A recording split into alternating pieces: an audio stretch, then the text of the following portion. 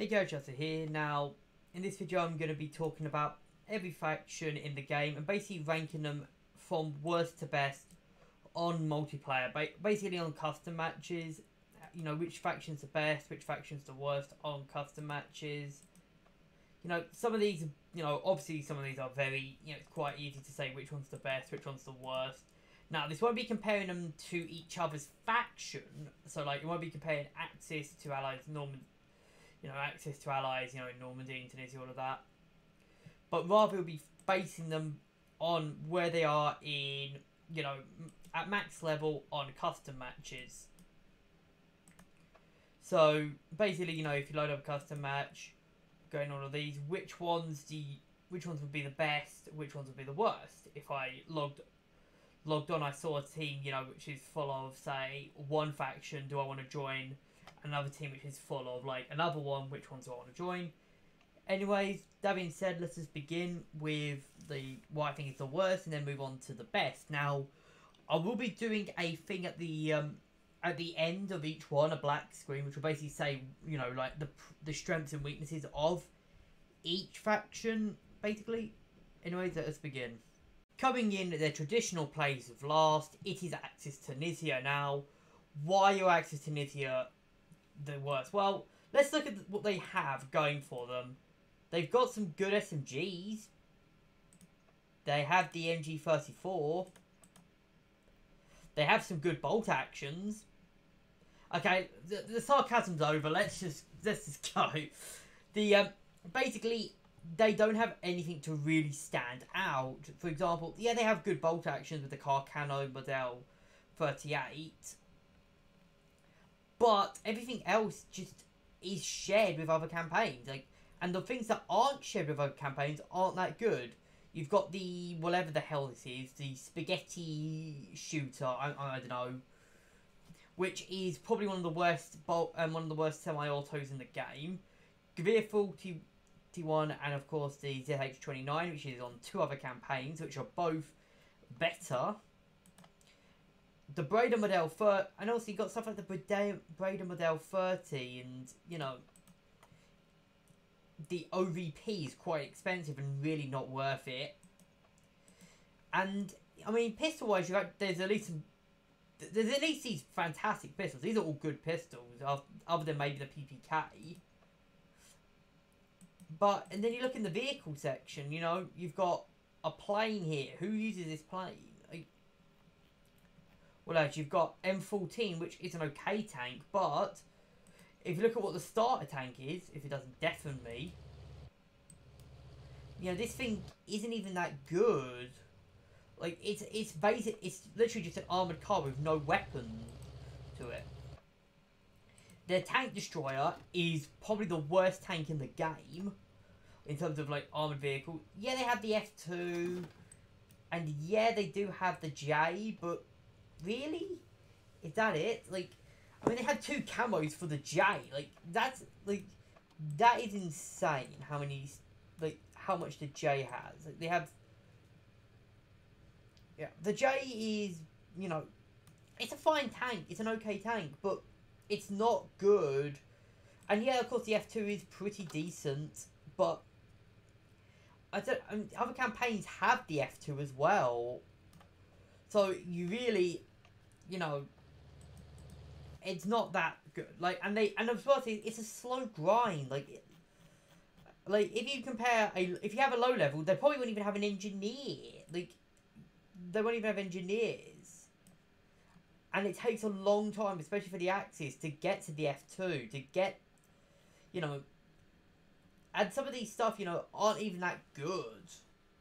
Like, yeah, they get stuff like the MG34 and the M38 42 and also the Beretta M1, but would you rather have this, or would you rather have something like, say, they don't have a big standout weapon, that's what I'm trying to say. Like, they don't have a big standout SMG, they don't have a good standout rifle, they don't have a good standout, they've got the MG34, which is a standout weapon. That's it. One standout weapon, really, and not really many standout vehicles. Easy pick for number 10. Let's move on to number 9.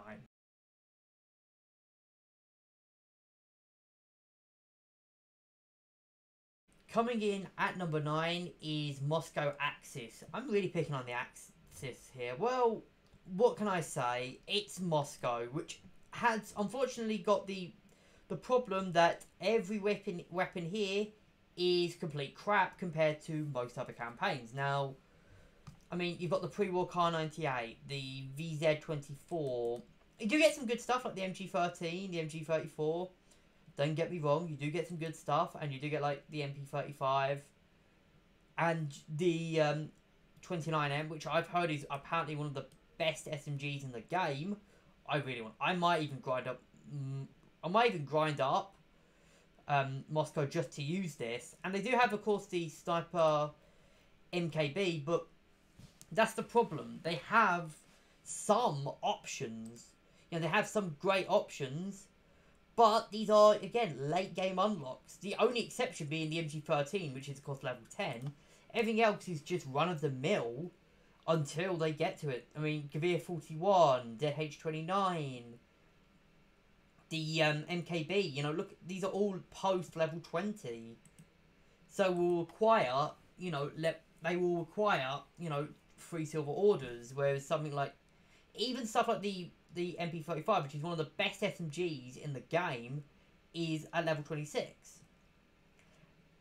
Again, and pistols-wise, they just got the same pistols with every campaign, other than the PP, it's the PPK, which is worse than the PP.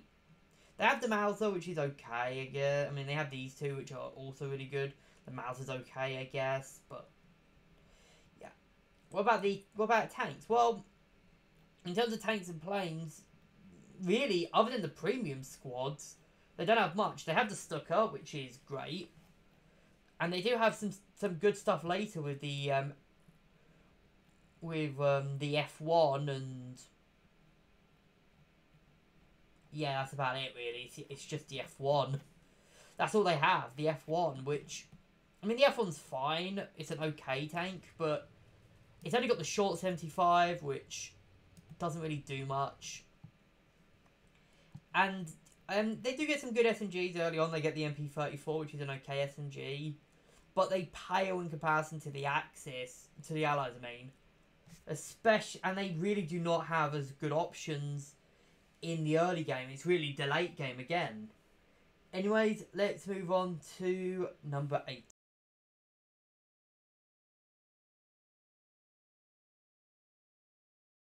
Is Moscow Soviets. Now, much like the Axis, they have the same problem.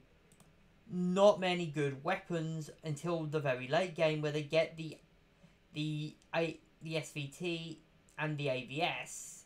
Now, the SVT and the AVS are really good, and they do get the drum mags PPD at level 11, and they do have the Winchester quite early at level 13 in man the middle.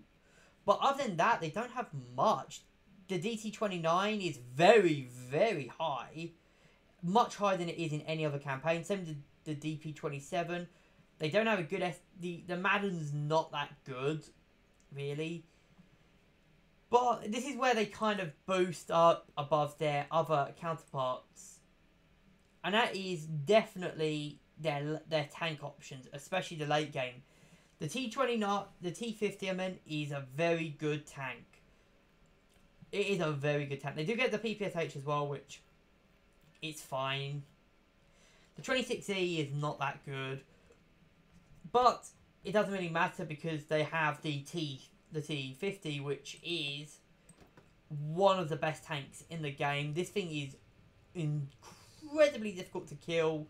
Outside, you know, if you're outside of course, you know, if you're going in, of course, you know, Moscow versus Moscow, even Tunisia and even a bit of Stalingrad versus Moscow, they're very hard to attack and take. Well, actually, not really Stalingrad for other reasons, but yeah, they have some use, but they're not as good as other factions, which is why they're coming in at number 8. Anyway, let's move on to number 7.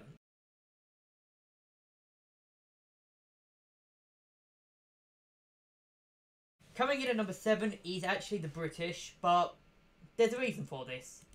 They are a complete jack-of-all-trades faction. they don't excel at anything, but they are great at everything. I mean, look at what they have. They've got a pretty good, you know, they've got the SMLE, they've got the Garand and the Johnson, which they're good rifles. I would probably say the Garand's better than the Johnson. But, yeah, they've got the SMLEs really early on and the Enfields, which are really good rifles. They've got Thompsons, they have the Lancaster, they have the Bren, they have arguably the second best LMG in the game with the BAR A2. They've also got some really strong tank options in the mid to late game. Like they have the Grant, they have the Spitfire, which is a really good vehicle.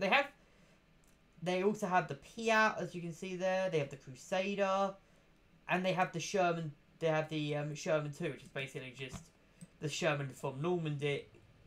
It's basically just the performance of the A1, but the weapon of the A2 in Normandy.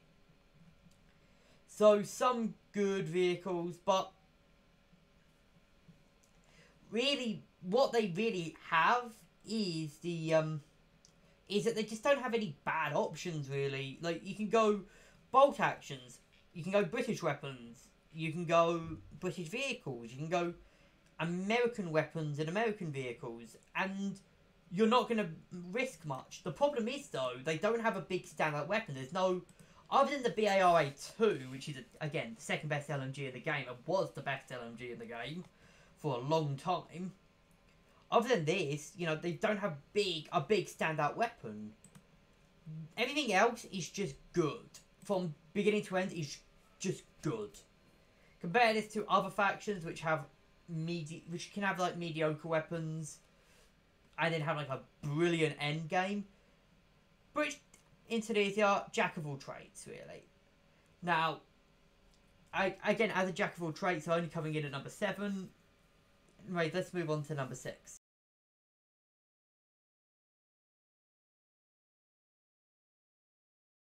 At number 6 is Normandy Allies. Now, Normandy Allies is one of the... It's a good faction, which basically has loads of ebbs and flows. Let's just talk about that. In close quarters, especially, well, they really can. It really depends. How good a Normandy Allies player is going to be dependent on where they are in the tech tree. If they've maxed the tech tree, they will be very dominant in close range.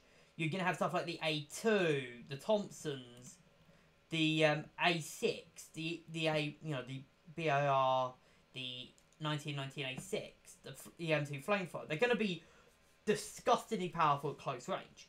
But if you're going to get a mid or even early game, they're going to be quite powerful at mid range.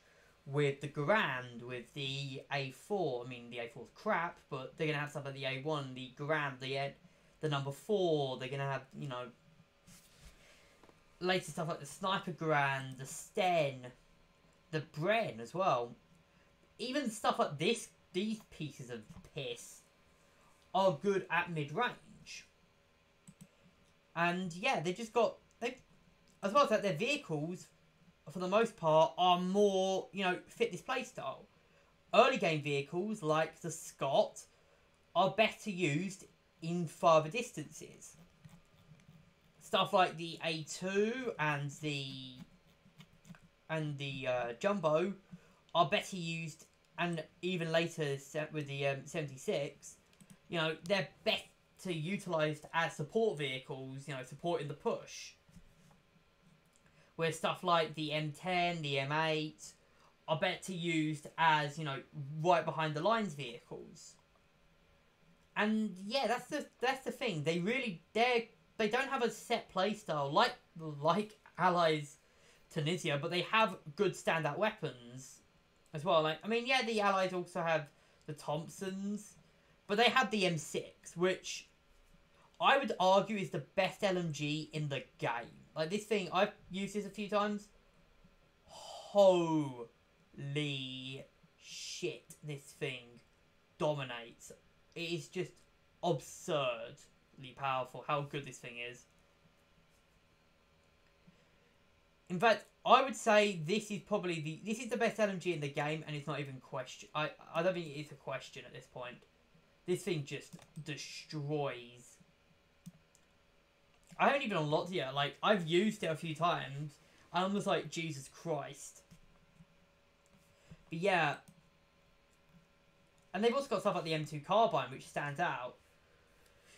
Anyways, a lot going for it, but they do have some big weaknesses. Like, their tanks as well. Like, they're not really... They've got overpowered stuff, like the P47, for example. But they don't have, like... When it comes to, you know, taking out tanks, really you have to wait till the very late game to have any type of tank buster. Which is the M10, ironically. The M10 and the 76. Anyways, with that being said, let's go on to number 5.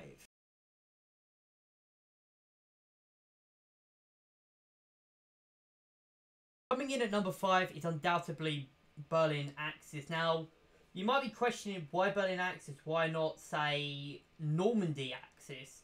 Well, there's 2 reasons for that. One, Normandy Axis have exactly everything that Berlin Axis have, and they also have a bit extra as well. But critically, they also get most of their stuff earlier than Berlin Axis. Actually, maybe not. They get around the same level, but they get a bit more stuff as well. They get a lot more variety. Now, Berlin Axis do get, of course, the FG-42. They get the Tiger as well. A little bit earlier than Normandy Axis. But Normandy Axis get a lot more stuff as well. Like, they get better planes. They get... As well as this, they also get better early game equipment. Like, really, the Axis don't get a good close-range weapon until the MP40. And that's okay at best. Then they get the MP35, which for the longest time was the best weapon for the Axis in the game. And now they get this, which is the... And then eventually they get the MP43, which is very good, but... I don't know. Like... And you also get stuff like, you know, the MG34, the drum, the 42, the Fausts. But they don't really get many good rifles, other than the Gewehr 43, which is in other campaigns. All they get really is the FG42 and the FG42-2.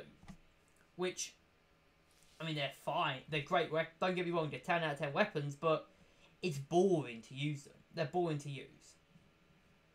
And like I said, the Gewehr 43, which is a lot of fun to use. They also don't have... They lack air power as well. Like, really the only thing they have is a Stuka, which is fine.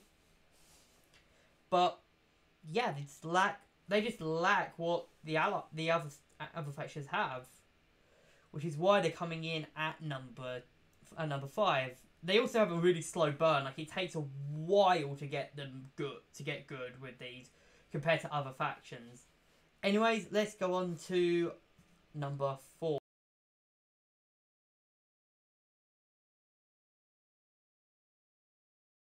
Coming in at number 4 is definitely Berlin Soviets. Now, Berlin Soviets is still, in my opinion, the best early game faction.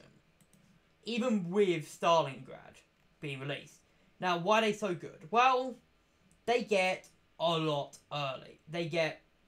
I mean, just looking at the logistics, they get the PPS 42 and 43, which are, by the way, 2 fantastic SMGs, not LMGs, almost immediately. They also get the box, you know, PPS 41, the drum PPS 41, PPSH 41.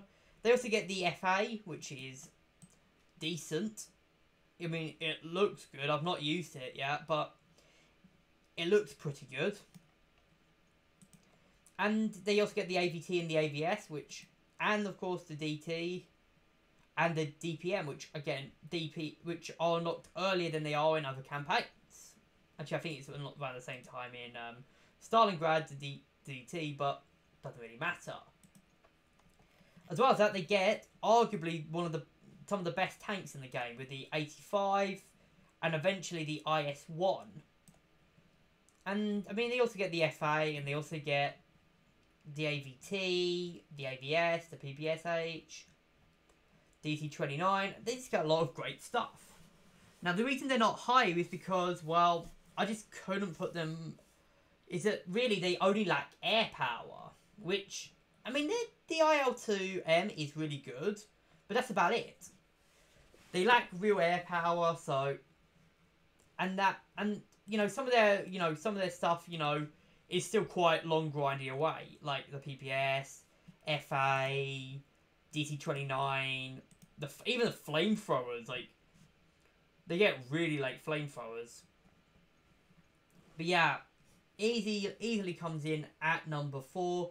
Let's move on to number 3.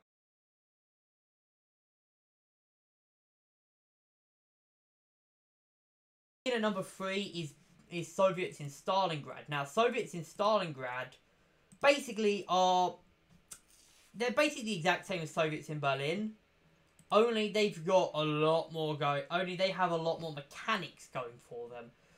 Basically, they're the exact same as Soviets in Berlin. They get the DC-29, DP-28, PPSH, the AVT, you know, they basically get the exact same stuff, but they get some new stuff as well. They get the Winchester, they get, you know, T-34, they get the KV tanks. Obviously, I've not bought these because, well, let's just face it, I don't want to buy Stalingrad.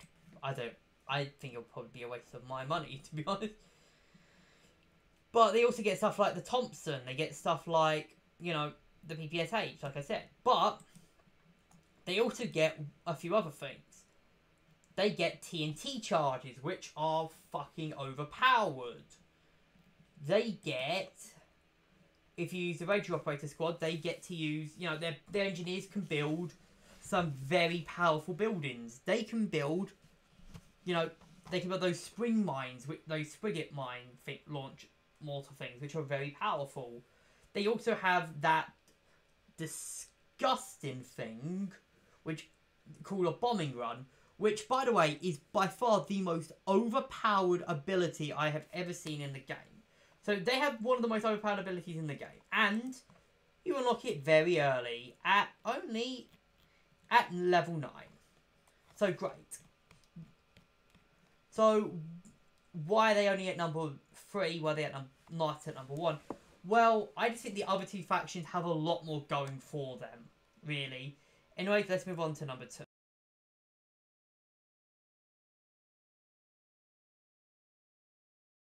In at number 2 is Normandy for the Axis. Now, to put it bluntly, Normandy for the Axis has a lot going for it. It has the Tiger, it has the Drum, it has the MP-34, the Panther, and really, it's great no matter when.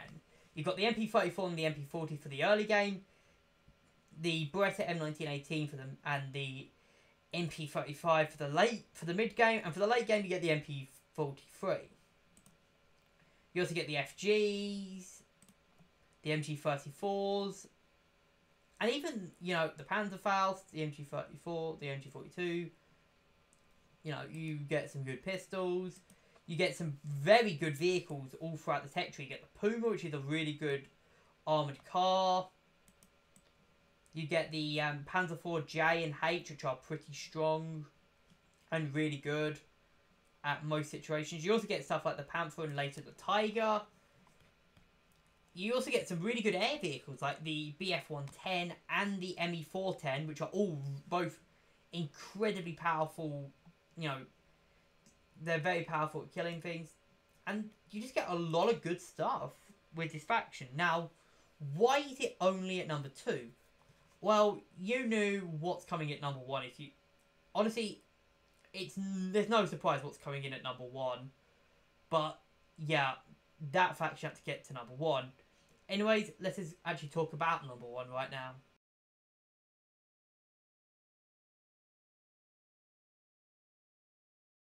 Coming in at number 1, you knew this was coming when you saw the video. Stalingrad Axis. I mean, I'm just going to say it. Stalingrad Axis is OP at every point in the campaign. I was once up against Invert Panther and Imperator, right, 2 of my buddies. Awesome guys, but they both ran Stalingrad and I ran my Normandy. Right? Normandy Axis and Allies. Actually, I think it was just Normandy Allies. Either way. They were dominating the matches, and I'm a better player than Invert by a long shot, and I'm probably on the same skill level as Improlata. And they were dominating the matches. And this kind of shows how powerful... And these guys aren't even halfway through the tech tree yet. Like they don't even have the ZH-29 at that point. That shows how overpowered this faction is. I mean, to harp on to what I was saying about the Allies, they still get the overpowered stuff like the spring mortar, they get the TNT, the airstrikes, which are still overpowered as fuck. They also get stuff like the F2, which is fine, I guess. Later Panzer IVs and stuff like that. The Panzer IV-G, which is, I guess it's good. But they also get some insane stuff like the MKB, which is essentially the exact same as the MP43. It's essentially the exact same as the MP43. Only difference is it actually is. It does, you know, you can use this on engineers, so you can spam this out. Oh, if that's not the case, why not the MP717, aka the PPSH, or should I say the 39M, or should we talk about the MG42? You know, and the MG13, which is unlocked at level 6. So basically, they have so many 10 out of 10 weapons in this campaign, it's not even funny. There's so many great weapons that they can spam out, so many great vehicles that they can use. They can use the airstrikes. They've got good air vehicles. I mean, they got a fucking Stuka, for God's sake. They have the F2. They have the Panzer IV, you know, the Panzer IV-G. And they're just overpowered. To put it bluntly, they're overpowered. The TNT packs, again, I've got a few of these. I need to throw these on some of my soldiers. But these things are disgustingly overpowered. And that's the thing with them. They're just that these are some of the most overpowered weapons in the tech tree. And they get these very early. Like, that's level 3. At level 3, you can get you can get basically you can get the TNT pack, get 3 explosive packs and the TNT charge, and essentially you've got basically a very strong, very overpowered method to kill essentially everything. But yeah, that's really all I can say about Stalingrad. There's not much to say about it.